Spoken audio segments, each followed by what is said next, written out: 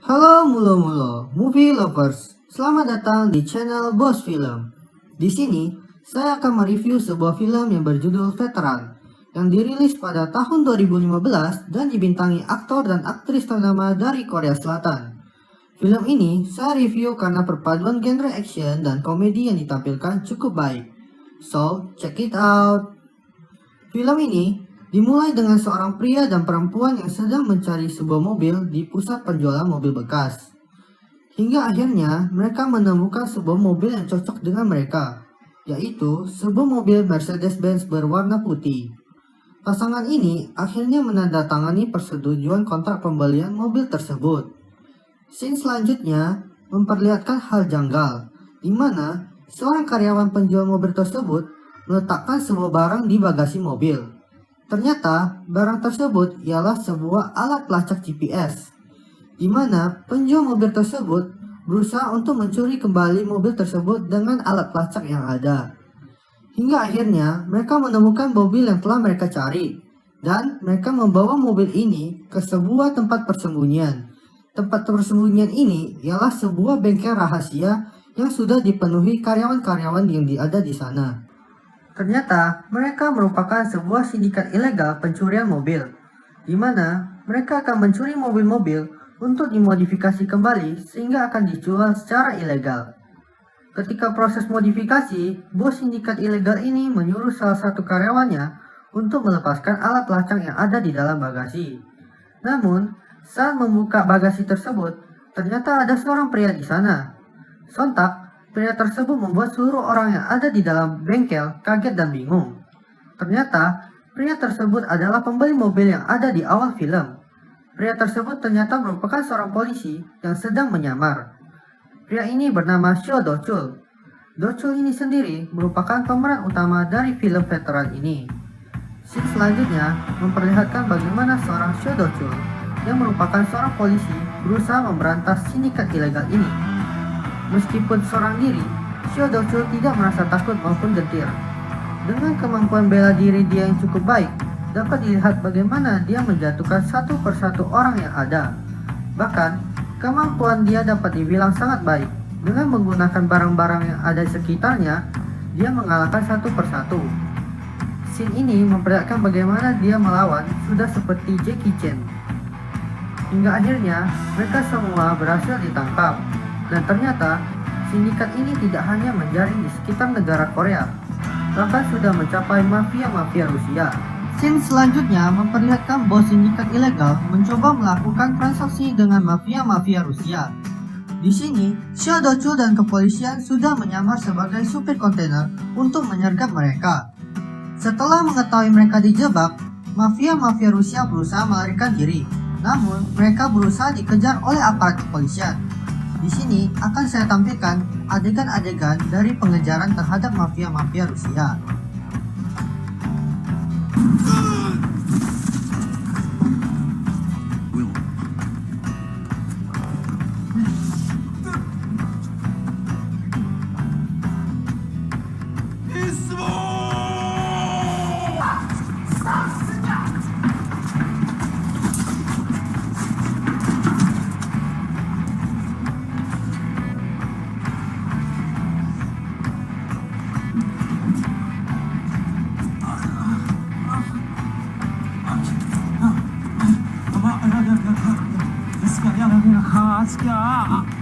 그냥 가라고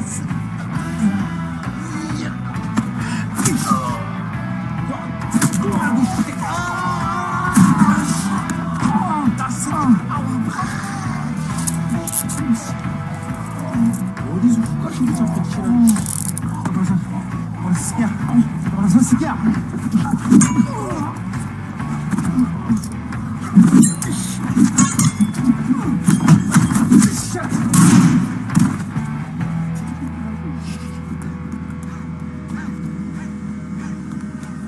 힘들지? 타고 가. 물 줘. 나 그 서울 가면 할 일 많거든. 그냥 타고 가자. 어? 아유 그래 갑시다. 그래. 저기 네 친구들하고 같이 타고 가면 얼마나 Dari 좋아. scene yang baru saja ditampilkan, memperlihatkan beberapa adegan action dengan plot komedi yang menurut saya cukup baik. Hingga akhirnya, mereka semua berhasil ditangkap oleh Seo Do-chul and the gang. Yeay!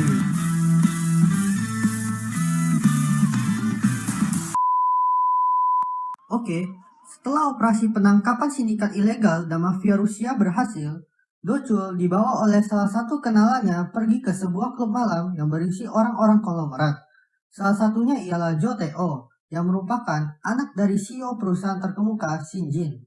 Jo Tae-oh ini dikenal dengan ulahnya yang suka membuat masalah. Dari sini bisa dilihat bagaimana perlakuan dia kepada dua perempuan yang ada di sana hanya karena dia memiliki kekuasaan.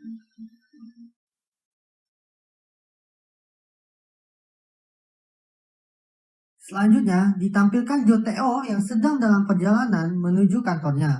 Namun, ada unjuk rasa yang terjadi di depan kantornya. Ternyata, unjuk rasa yang dilakukan karena pemutusan kontrak secara sepihak oleh perusahaan Shinjin dan mereka tidak membayar gaji para supir konstruksi.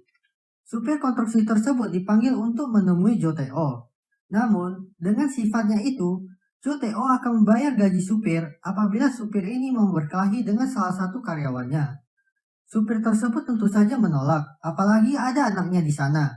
Namun, meskipun menolak melawan, supir tersebut tetap dihajar sampai babak belur. Sungguh tidak berperi kemanusiaannya Jo Tae-oh ini meskipun di depan anak-anak. Hingga akhirnya setelah dipukul habis-habisan, supir tersebut diberikan uang yang dijanjikan. Namun, karena kejadian memalukan tersebut di depan anaknya, sehingga membuat supir tersebut menjadi stres karena diperlakukan seperti binatang. Sehingga ia melakukan aksi bunuh diri dari gedung perusahaan Shinjin. Untungnya setelah jatuh dari gedung yang tinggi, dia tidak meninggal, namun harus melakukan perawatan yang intens. Setelah kejadian tersebut, teman supir tersebut yang lain tidak bukan adalah Seo Do-chul pergi ke perusahaan Shinjin. Karena dia merasa curiga dengan pengakuan anak supir tersebut yang mengatakan bahwa ayahnya dipukuli di gedung perusahaan Shinjin. Ditambah beberapa hal yang janggal, di mana CCTV perusahaan tidak berfungsi saat kejadian, dan tidak adanya berita kasus bunuh diri yang ada di perusahaan ini. Sehingga, Seo Do-chul yakin bahwa Jo Tae-oh berhubungan dengan kasus ini. Seo Do-chul melakukan investigasi secara mandiri, dan ingin menemui Jo Tae-oh, namun dihalangi oleh karyawan-karyawan yang ada di sana. Karena kejadian tersebut, perusahaan Shinjin semakin khawatir, sehingga mereka mencoba menyuap polisi hingga atasan-atasan kepolisian, sehingga mereka dapat membuat Seo Do-chul menjadi bungkam. Di sini dilihat bagaimana komandan yang berusaha disuap menyuruh Do-chul untuk tidak berhubungan lagi dengan perusahaan Shinjin, dan menyuruhnya untuk mengurus kasus lain. Bahkan, istri Seo Do-chul berusaha disuap oleh perusahaan Shinjin untuk menyuruh suaminya tidak mengurus kasus tersebut lagi. Namun, tentu saja istrinya menolak sehingga perusahaan Shinjin menjadi lebih khawatir dan berusaha membunuh Do-chul dengan menyewa beberapa preman. Namun, aksi mereka kembali gagal. Sehingga perusahaan ini menyuruh Direktur Choi yang merupakan tangan kanan Jo Tae-oh mengaku sebagai tersangka. Tentu saja, hal tersebut membuat Do-chul semakin marah karena tidak dapat menangkap Jo Tae-oh yang merupakan tersangka utamanya.